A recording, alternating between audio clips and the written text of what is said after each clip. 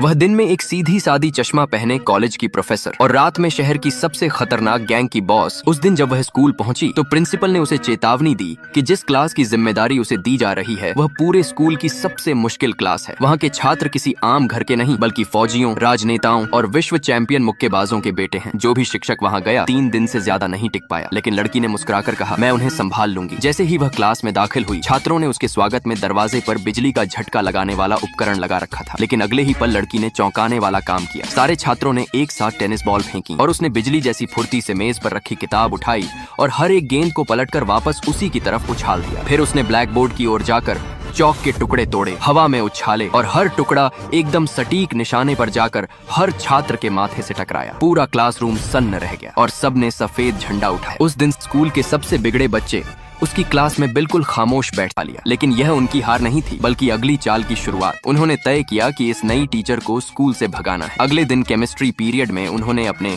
वैज्ञानिक प्रयोग से धमाका कर दिया और बेचारा केमिस्ट्री टीचर पूरी तरह राख से भर गया। तभी लड़की गुस्से में क्लास में आई तो क्लास लीडर ने धमकी दी, अगर नहीं चाहती कि तू भी राख बन जाए तो यहाँ से निकल जा। लड़की ने मुस्कुरा कर कहा, इतनी घटिया चीज बनाकर खुद को जीनियस समझते हो, चलो एक सौदा करते हैं। उसने उनसे कहा, अगर वह आज स्कूल खत्म होने से पहले असली रॉकेट लॉन्च कर दे तो सबको केमिस्ट्री टीचर से माफी मांगनी होगी और आगे से अच्छे छात्र बनना होगा, और अगर वह असफल हुई तो वह खुद सबके सामने घुटने टेक कर माफी मांगेगी और स्कूल छोड़ देगी। लड़कों ने शर्त मान ली और लड़की उन्हें लेकर एक पुरानी बस में बाहर के इलाके में निकल पड़ी। रास्ते में हिंदी टीचर टिका ने उसे रोकने की कोशिश की कि वह क्लास छोड़कर छात्रों को बाहर न ले जाए, मगर लड़की ने हंसते हुए कहा, अब आ ही गई हैं तो आप भी चलिए, बच्चों को थोड़ी असली शिक्षा दिखाते हैं, और उसे बस में धकेल दिया। कुछ देर बाद सब झील के किनारे पहुंचे और शरारती छात्र लाइव स्ट्रीम पर बोले, देखते हैं ये पागल औरत 10 मिनट में रॉकेट बना पाती है या नहीं। लड़की ने उनकी बात सुनी और कहा, 10 नहीं 5 मिनट काफी है। उसने बैग से टेप, तार, प्लास और एक बोतल कोक निकाली और बगैर किसी डर के झुट गई। ठीक 5 मिनट बाद उसने तैयार मॉडल उठाया, सबने ठहाके लगाए, ये तो खिलौना है। लेकिन अगले ही पल उसने एक बटन दबाया और धमाके की आवाज के साथ रॉकेट आसमान में उड़ गया। सबकी आंखें